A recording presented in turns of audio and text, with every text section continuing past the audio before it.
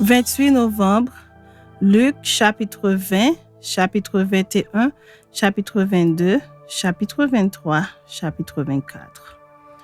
Un de ces jours-là, comme Jésus enseignait le peuple dans le temple et qu'il annonçait la bonne nouvelle, les principaux sacrificateurs et les scribes avec les anciens survinrent et lui dirent : « Dis-nous, par quelle autorité fais-tu ces choses ou qui est celui qui t'a donné cette autorité ?» Il leur répondit : « Je vous adresserai aussi une question. Dites-moi, le baptême de Jean venait-il du ciel ou des hommes ?» Mais ils raisonnèrent ainsi entre eux. « Si nous répondons du ciel, il dira, pourquoi n'avez-vous pas cru en lui ? Et si nous répondons des hommes, tout le peuple nous lapidera, car il est persuadé que Jean était un prophète. » Alors ils répondirent qu'ils ne savaient d'où il venait. Et Jésus leur dit : « Moi non plus, je ne vous dirai pas par quelle autorité je fais ces choses. » Il se mit ensuite à dire au peuple cette parabole. Un homme planta une vigne, la ferma à des vignerons et quitta pour longtemps le pays. Au temps de la récolte, il envoya un serviteur vers les vignerons pour qu'il lui donne une part du produit de la vigne. Les vignerons le battirent et le renvoyèrent à vide. Il envoya encore un autre serviteur. Ils le battirent, l'outragèrent et le renvoyèrent à vide.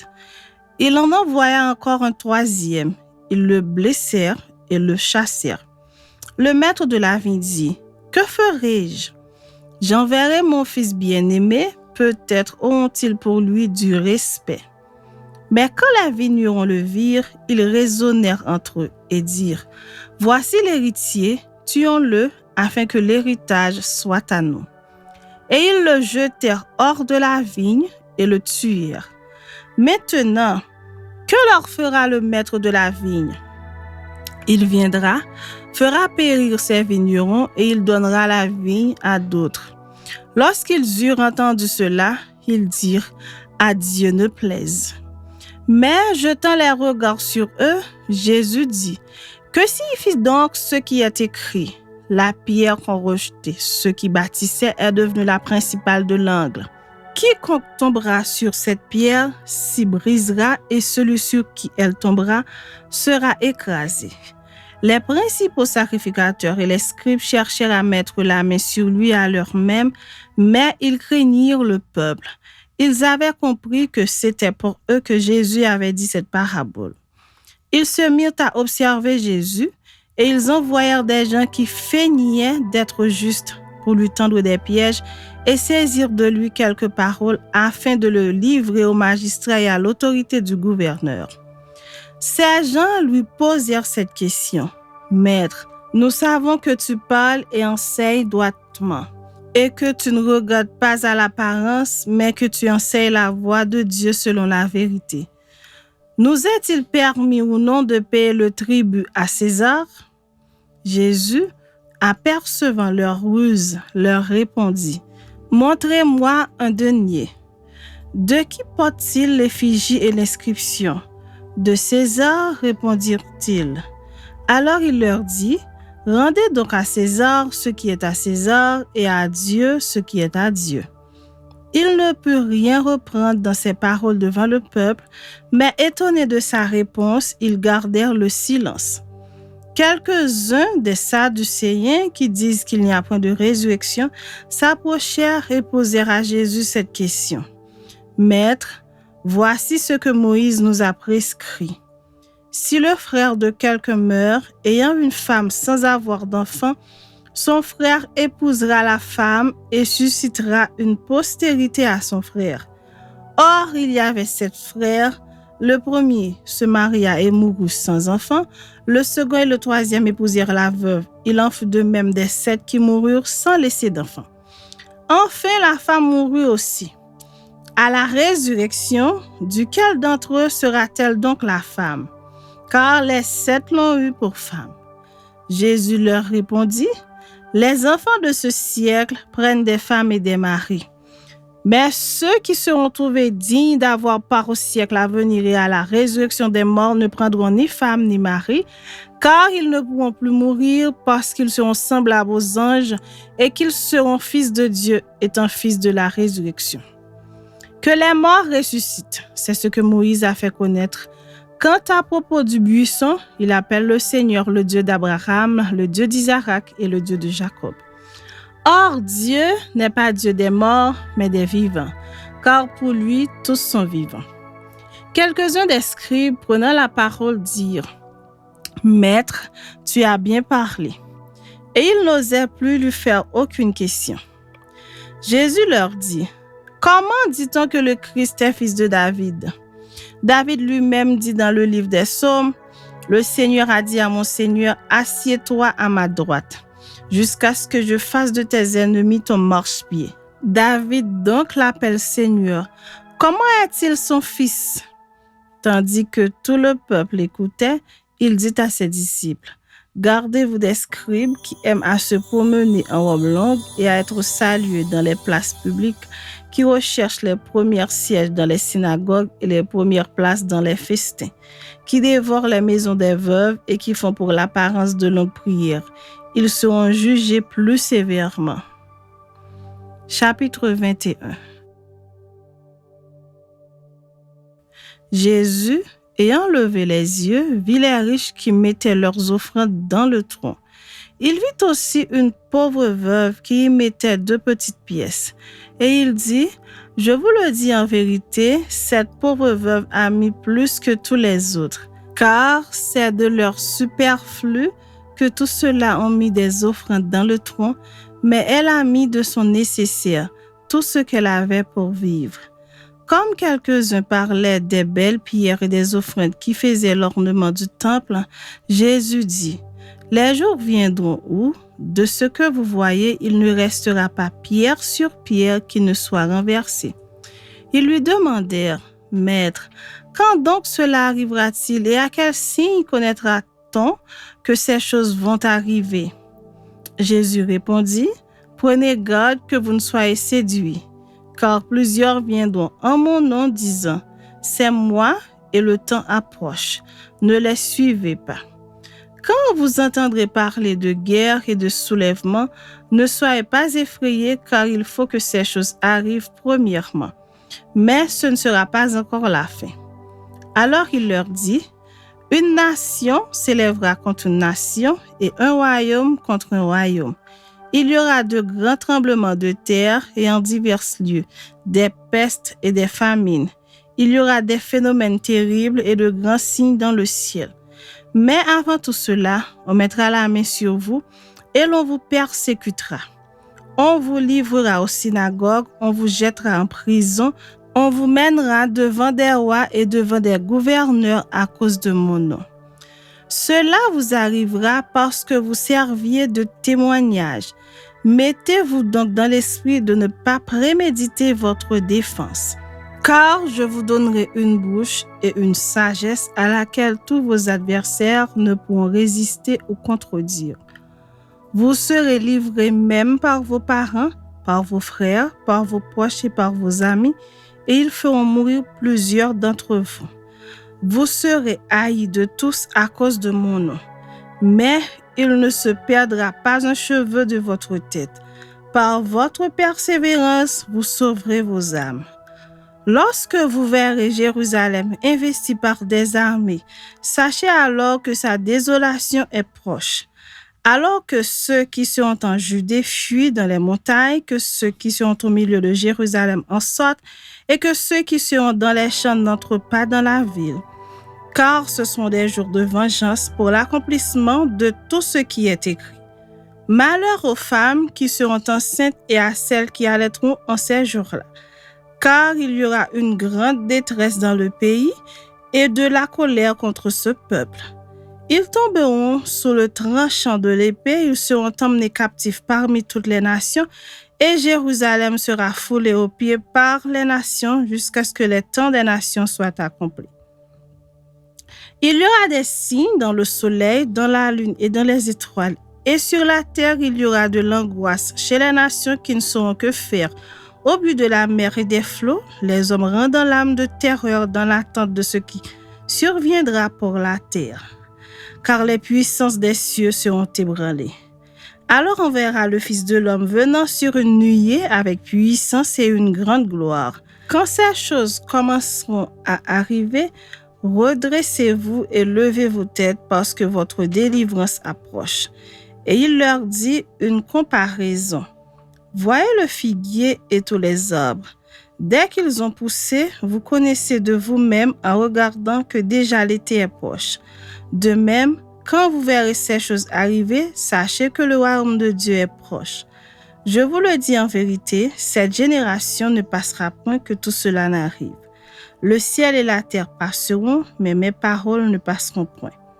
Prenez garde à vous-même de craindre que vos cœurs ne s'apesantissent par les excès du manger et du boire et par les soucis de la vie et que ce jour ne vienne sur vous à l'improviste. Car il viendra comme un filet sur tous ceux qui habitent sur la face de toute la terre. Veillez donc et priez en tout temps, afin que vous ayez la force d'échapper à toutes ces choses qui arriveront et de paraître debout devant le Fils de l'homme.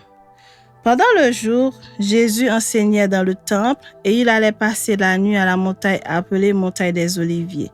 Et tout le peuple, dès le matin, se rendait vers lui dans le temple pour l'écouter.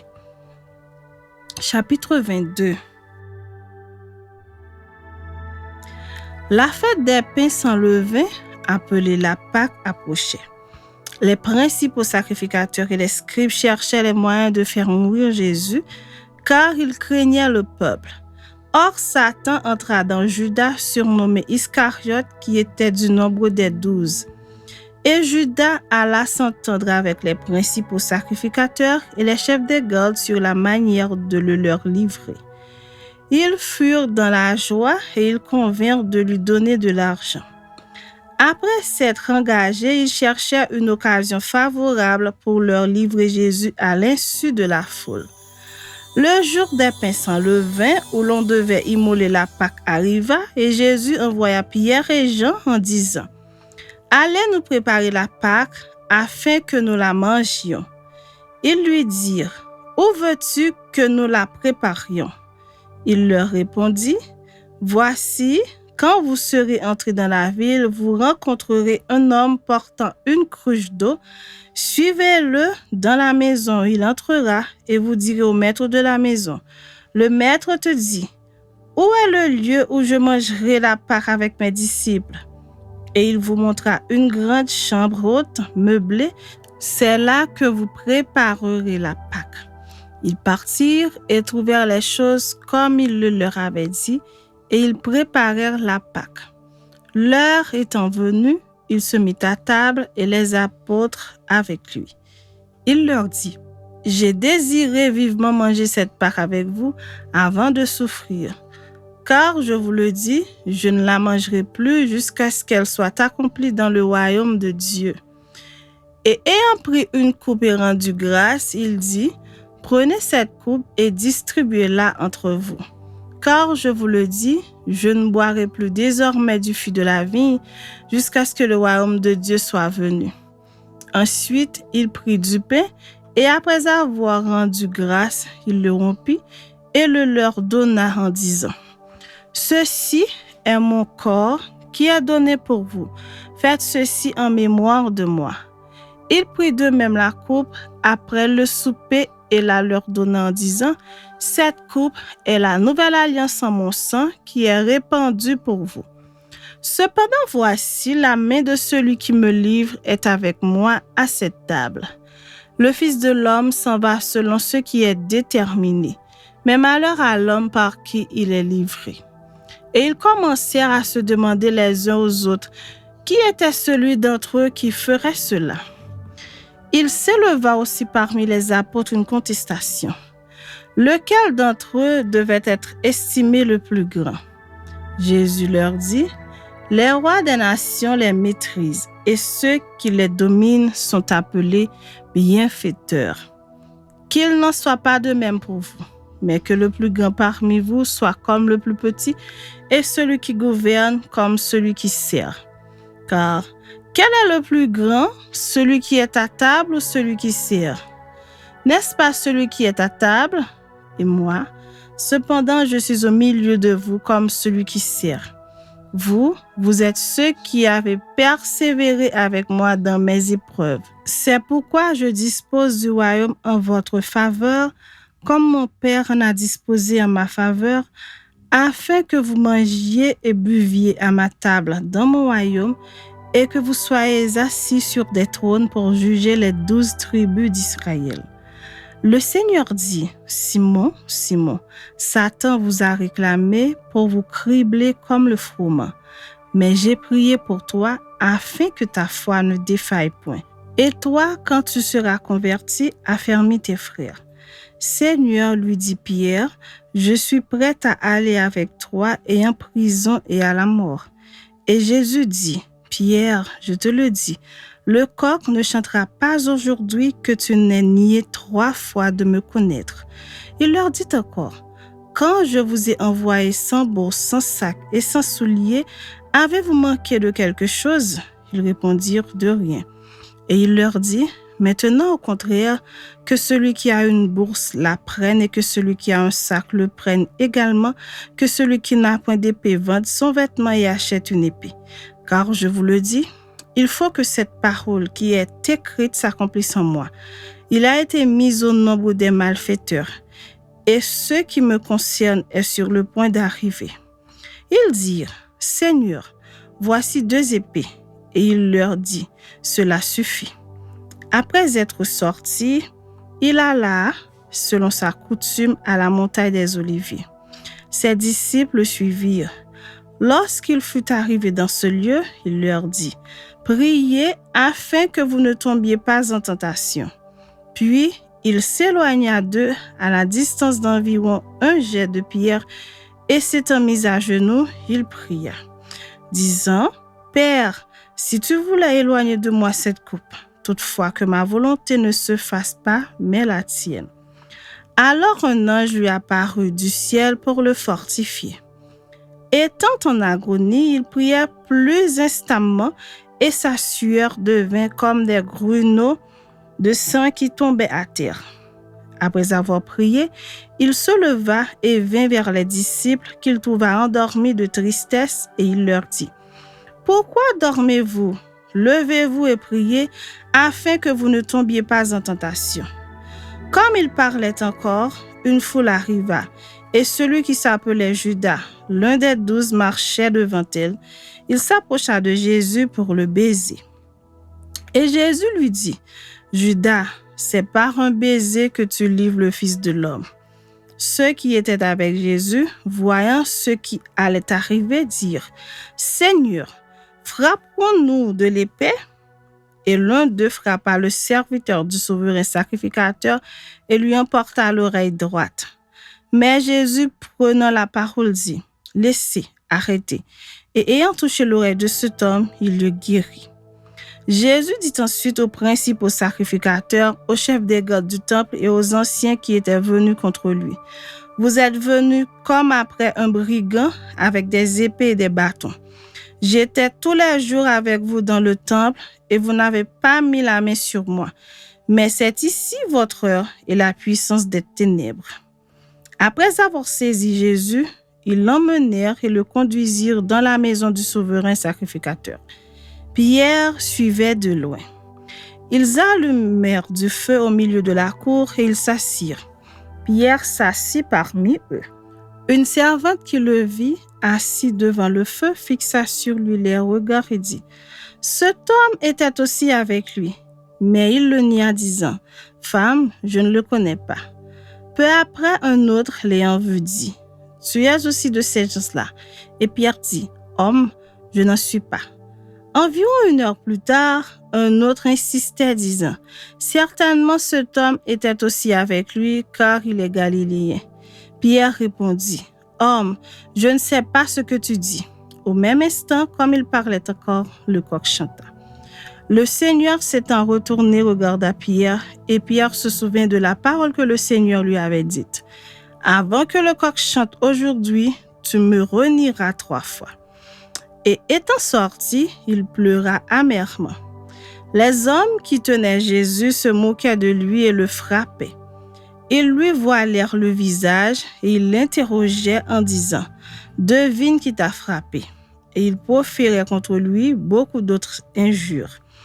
Quand le jour fut venu, le collègue des anciens du peuple, les principaux sacrificateurs et les scribes s'assemblèrent et firent amener Jésus dans leur Sanhédrin. Ils dirent « Si tu es le Christ, dis-le-nous ». Jésus leur répondit « Si je vous le dis, vous ne croirez pas. Et si je vous interroge, vous ne répondrez pas. Désormais, le Fils de l'homme sera assis à la droite de la puissance de Dieu. » Tous dirent « Tu es donc le Fils de Dieu ?» Et il leur répondit « Vous le dites, je le suis. » Alors ils dirent « Qu'avons-nous encore besoin de témoignages? Nous l'avons entendu nous-mêmes de sa bouche. » Chapitre 23. Ils se levèrent tous et ils conduisirent Jésus devant Pilate.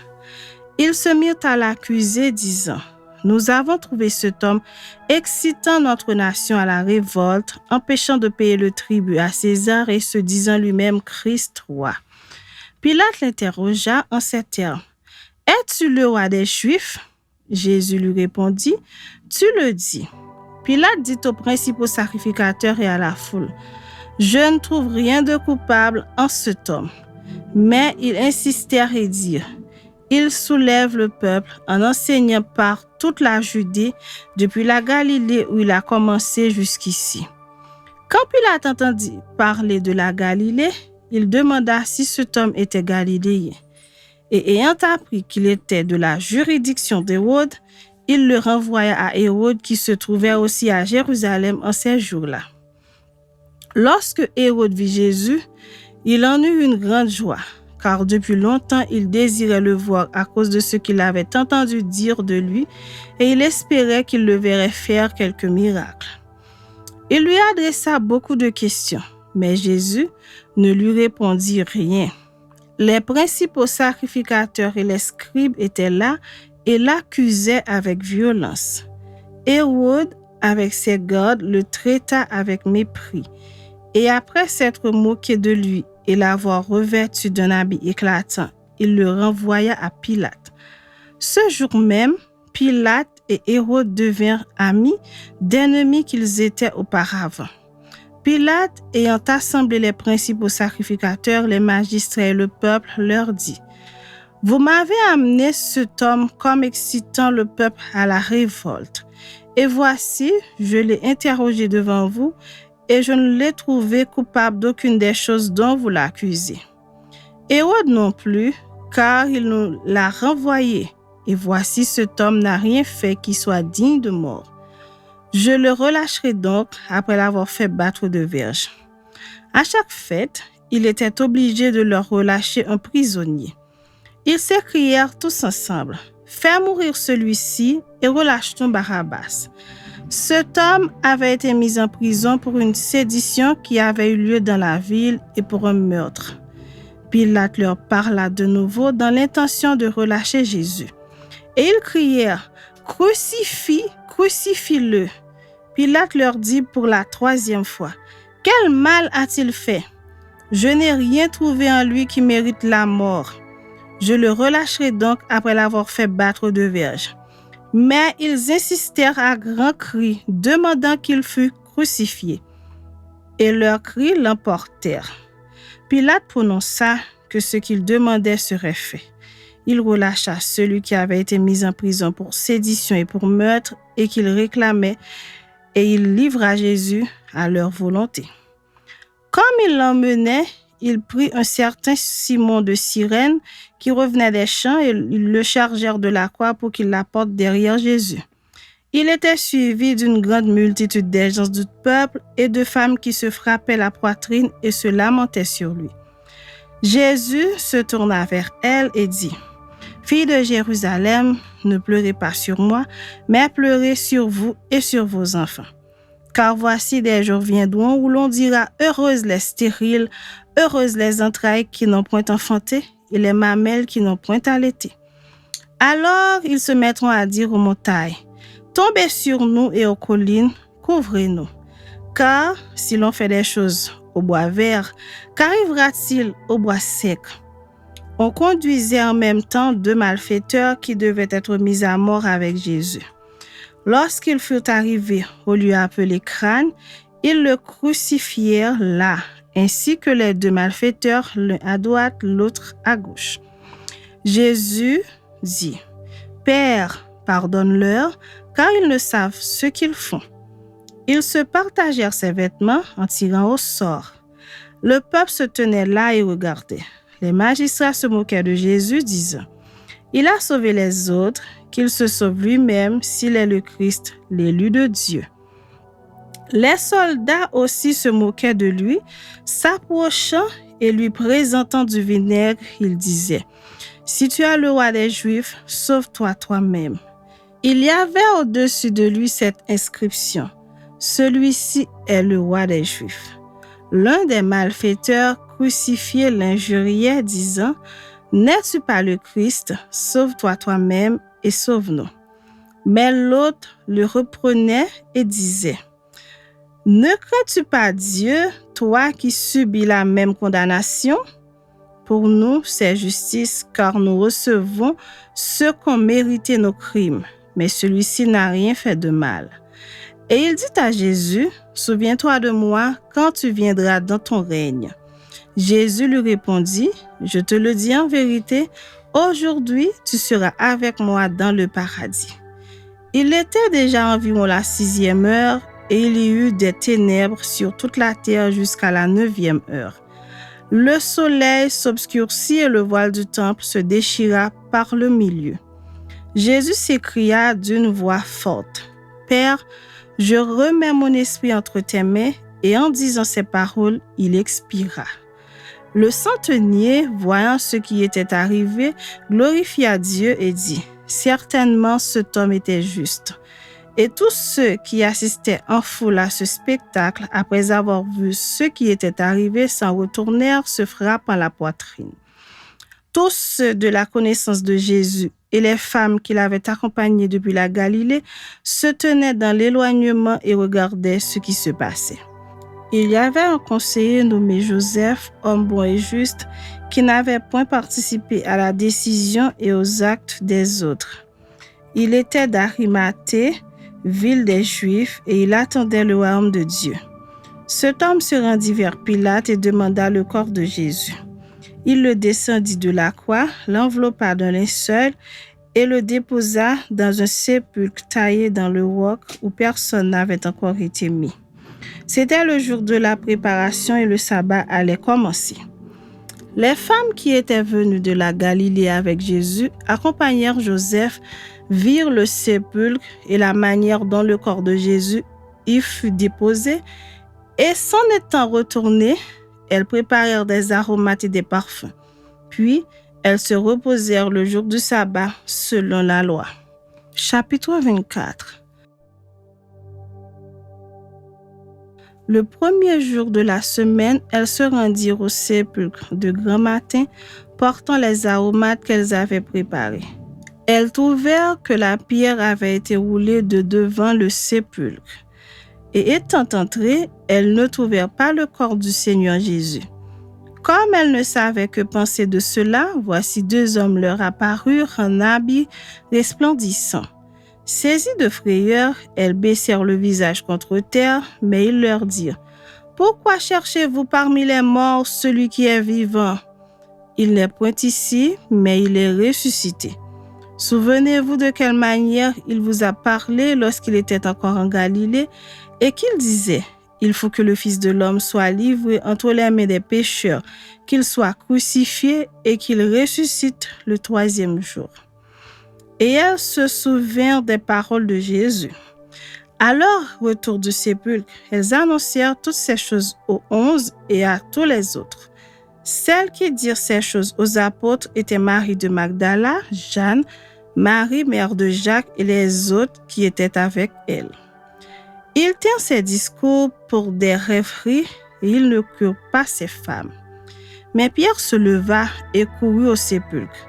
S'étant baissé, il ne vit que les linges qui étaient à terre. Puis il s'en alla chez lui dans l'étonnement de ce qui était arrivé. Et voici ce même jour, 2 disciples allaient à un village nommé Emmaüs, éloigné de Jérusalem de 60 stades. Et ils s'entretenaient de tout ce qui s'était passé. Pendant qu'ils parlaient et discutaient, Jésus s'approcha et fit route avec eux. Mais leurs yeux étaient empêchés de le reconnaître. Il leur dit: « De quoi vous entretenez-vous en marchant pour que vous soyez tous tristes ?» L'un d'eux, nommé Cléopas, lui répondit: « Es-tu le seul qui séjourne à Jérusalem ne sache pas ce qui est arrivé ces jours-ci? » « Quoi, leur dit-il. Ils lui répondirent: « Ce qui est arrivé au sujet de Jésus de Nazareth, qui était un prophète puissant en œuvre et en parole devant Dieu et devant tout le peuple, et comment les principaux sacrificateurs et nos magistrats l'ont livré pour le faire condamner à mort et l'ont crucifié. Nous espérions que ce serait lui qui délivrerait Israël. Mais avec tout cela, voici le 3e jour que ces choses se sont passées. Il est vrai que quelques femmes d'entre nous ont fort étonnés, s'étant rendues de grand matin au sépulcre et n'ayant pas trouvé son corps. Elles sont venues dire que des anges leur sont apparus et ont annoncé qu'il est vivant. Quelques-uns de ceux qui étaient avec nous sont allés au sépulcre et ils ont trouvé les choses comme les femmes l'avaient dit. Mais lui, ils ne l'ont point vu. » Alors Jésus leur dit: « Ô hommes sans intelligence et dont le cœur est lent à croire tout ce qu'ont dit les prophètes, ne fallait-il pas que le Christ souffrit ces choses et qu'il entrât dans sa gloire? » Et commençant par Moïse et par tous les prophètes, il leur expliqua dans toutes les Écritures ce qui le concernait. Lorsqu'il fut près du village où ils allaient, il parut vouloir aller plus loin. Mais ils le pressèrent en disant: « Reste avec nous, car le soir approche, le jour est sur son déclin. » Et il entra pour rester avec eux. Pendant qu'il était à table avec eux, il prit le pain et après avoir rendu grâce, il le rompit et le leur donna. Alors leurs yeux s'ouvrirent et ils le reconnurent, mais il disparut de devant eux. Et ils se dirent l'un à l'autre: « Notre cœur ne brûlait-il pas au-dedans de nous lorsqu'il nous parlait en chemin et nous expliquait les Écritures? » Se levant à l'heure même, ils retournèrent à Jérusalem et ils trouvèrent les 11 et ceux qui étaient avec eux assemblés. Et disant: « Le Seigneur est réellement ressuscité et il est apparu à Simon. » Et ils racontèrent ce qui leur était arrivé en chemin et comment ils l'avaient reconnu au moment où il rompit le pain. Tandis qu'il parlait de la sorte, lui-même se présenta au milieu d'eux et leur dit: « La paix soit avec vous. » Saisis de frayeur et d'épouvante, ils croyaient voir un esprit. Mais il leur dit: « Pourquoi êtes-vous troublés et pourquoi pareille pensée s'élève-t-elle dans vos cœurs? Voyez mes mains et mes pieds, c'est bien moi. Touchez-moi et voyez. Un esprit n'a ni chair ni os, comme vous voyez que j'ai. » Et en disant cela, il leur montra ses mains et ses pieds. Comme dans leur joie, ils ne croyaient point encore et qu'ils étaient dans l'étonnement, il leur dit: « Avez-vous ici quelque chose à manger? » Ils lui présentèrent du poisson rôti et un rayon de miel. Il en prit et il mangea devant eux. Puis il leur dit: « C'est là ce que je vous disais lorsque j'étais encore avec vous, qu'il fallait que s'accomplisse tout ce qui est écrit de moi dans la loi de Moïse, dans les prophètes et dans les psaumes. » Alors il leur ouvrit l'esprit afin qu'ils comprissent les Écritures. Et il leur dit: « Ainsi il est écrit que le Christ souffrirait et qu'il ressusciterait des morts le 3e jour et que la repentance et le pardon des péchés seraient prêchés en son nom à toutes les nations, à commencer par Jérusalem. Vous êtes témoins de ces choses. Et voici, j'enverrai sur vous ce que mon Père a promis. Mais vous, restez dans la ville jusqu'à ce que vous soyez revêtus de la puissance d'en haut. » Il les conduisit jusque vers Béthanie et ayant levé les mains, il les bénit. Pendant qu'il les bénissait, il se sépara d'eux et fut enlevé au ciel. Pour eux, après l'avoir adoré, ils retournèrent à Jérusalem avec une grande joie. Et ils étaient continuellement dans le temple, louant et bénissant Dieu.